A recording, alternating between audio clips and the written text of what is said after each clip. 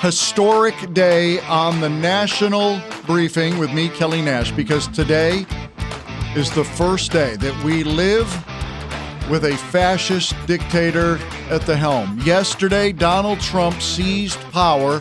He went to the microphone. We have that clip. Le grandi filosofie, la grande poesia è un impero. Donald Trump became Benito Trump yesterday, and it's obviously a very sad day. And, when you listen to the left right now, they have basically two arguments. One argument, I don't know if Dana Bash was the first person to unveil it on Sunday, but now they're all parroting it on the Monday shows. This was I don't even know who this fella is. He was on Ana Cabrera yesterday, and he's kind of saying the same thing that Dana Bash said the day before. I have lived in the Washington metropolitan area for my entire life, almost 50 years now. I've lived in the city for 20 years. The most violent moment in my life in Washington, D.C., was January 6th, 2021, when Donald Trump's supporters, his allies, some people who currently work for him, charged into the Capitol, beat cops, screamed profanities at them, yelled, "Kill the cops," said they wanted to hang the vice president of the United States. And Donald Trump's response to that was to pardon everyone who was involved and in some cases rehire them into his government. Including the people who yelled profanities? They got a pardon? Wow.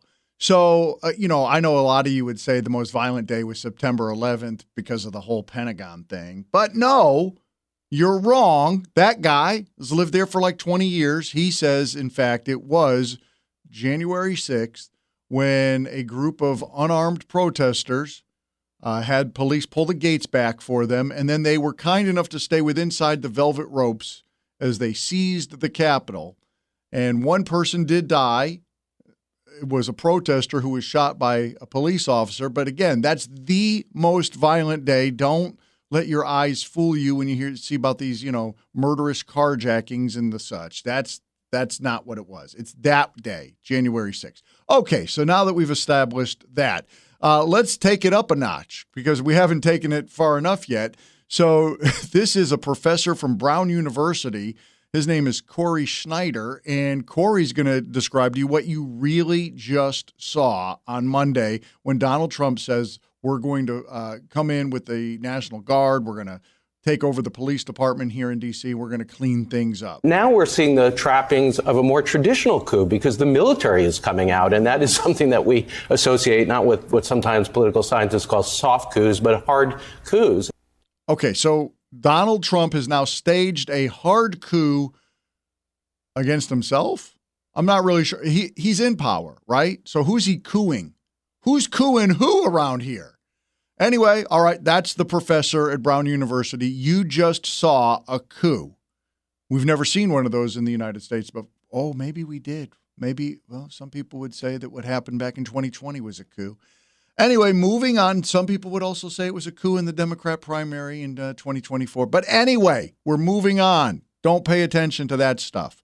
Let's get to what I'm going to assume is going to be the final day for ABC News' Kyra Phillips, because she was talking about, the numbers. The numbers in D.C. crime say this is a 30-year low. I mean, it's fantastic right now in D.C., but she pushed back as a news anchor. Yeah, usually that's how you play devil's advocate, is you talk about, stats say crime is down. However, I can tell you firsthand here in downtown D.C. where we work, right here around our bureau, just in the past 6 months, there were 2 people shot. 1 person died. It was within the last 2 years that I actually was jumped walking just 2 blocks down from here. And then just this morning, one of my coworkers said her car was stolen. Wow. Well, it was nice knowing you, Kyra. I'm sure ABC News will be parting ways with you very soon. But, speaking of the numbers, and, there was some confusion by a lot of people on the left. Why isn't Mayor Muriel Bowser pushing back harder? Not to say she didn't push back on Trump. She said she wasn't surprised by the move. She's disappointed by the move. But she didn't call him the fascist, the authoritarian. She didn't go all that way. Well, there was some speculation on the CNN panel last night by somebody named Peter Meyer. I think Mayor Bowser may also know that there's an ongoing investigation in her police department over the potentially manipulation of those statistics, that there have been a downclassing of some of the crimes, there's been a massaging of the numbers and the reporting in order to fit them more beneficially into the FBI crime stats. What? Had you heard that before? This is because every big-time DC person that we've heard talking is talking about historically low crime. And yet this guy, Peter Meyer, is this breaking news that there's been some sort of investigation into the DC Police Department for fudging their numbers? Apparently not. Let me take you back to May of this year when News 4 DC had this breaking news. The DC Police Union is putting its allegations on the record tonight, claiming police supervisors in the department are manipulating crime data to make it appear violent crime has fallen considerably when compared to last year. As of today, according to the DC Police website, crime is down 25%, a decrease the chairman of the police union calls preposterous. The union's allegations come as the former commander of the 3rd District stands accused of doing what the union says is being done day in and day out. Holy moly. So the police union is accusing the police department of fudging the numbers. And think about the significance of what we're saying here, or the accusation is being made. The police union is saying, don't give us credit for doing an amazing job. We have not gotten crime numbers to historic lows. It's dangerous as hell out on these streets. We wish we had done a better job, but we had not. And it's gone as far as they're now suing their own members, like that police captain, for fudging the numbers. This is unbelievable. But you're not hearing any of that from any of the talking heads in and around D.C. Eddie, I think his last name is pronounced Glaude, on MSNBC yesterday. Eddie's angry. Eddie is saying that Donald Trump is a racist, and Eddie is going to really break it down for you at a level. See, this is what wokeism's all about. You don't even think like he thinks, because he's going to tell you the real problems. It's interesting that he really doesn't really care about what's actually happening in D.C. on a certain level, because he's not trying to get at the underlying root causes.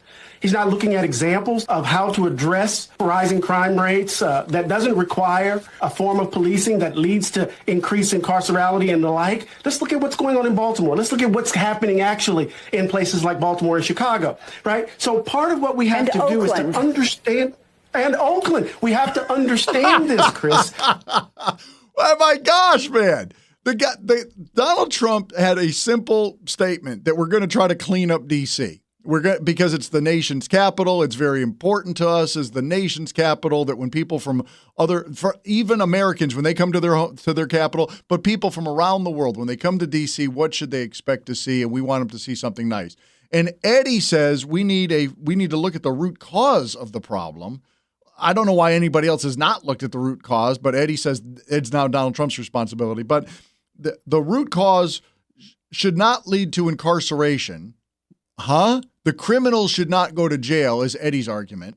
And then they start going through a laundry list of why hasn't Donald Trump cleaned up Baltimore. Eddie throws in Chicago, and then I don't know who that random chick was, but she throws in and Oakland. What? So Donald Trump is now tasked by MSNBC with cleaning up pretty much every Democrat city in America. You know what I bet? He's going to say, challenge accepted.